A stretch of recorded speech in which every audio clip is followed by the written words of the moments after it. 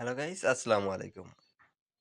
আপনারা সকলে কেমন আছেন? আশা করি সকলে ভালো আছেন। তো আজকে আমি আপনাদেরকে দেখাবো আপনার হাতে থাকা অ্যান্ড্রয়েড ফোনের বিকাশ নাম্বারটায় অথবা বিকাশ অ্যাপসে আপনি দৈনিক চাইলে কত টাকা লেনদেন করতে পারবেন, সেই বিষয়ে আপনাদেরকে খুঁটিনাটি আমি আজকে দেখাবো। তো কথা না বাড়িয়ে চলে যাই আমরা আমাদের বিকাশ অ্যাপসে।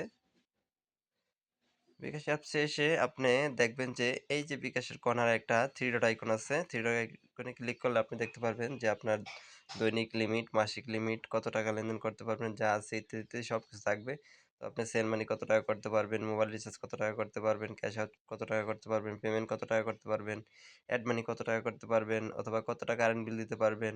সবকিছু ইত্যাদি, ইত্যাদি আপনার ডিটেইলস লেখা আছে। আমি আপনাদেরকে দেখিয়ে দিচ্ছি। আমি ক্লিক করছি বিকাশের থ্রি ডট মেনুতে।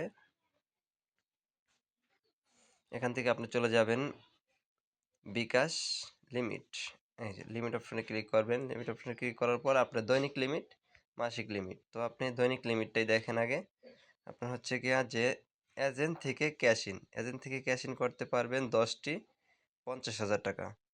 অ্যাম কার্ড টু অ্যাড মানি আপনি করতে পারবেন ৫০,০০০ টাকা। সেন্ড মানি দৈনিক ৫০,০০০ টাকা। কার্ড টু বিকাশ ১০,০০০ টাকা। বিকাশ টু ব্যাংক ৫০,০০০ টাকা। মোবাইল রিচার্জ ১০,০০০ টাকা। পেমেন্ট করতে পারবেন প্রযোজ্য যত খুশি তত।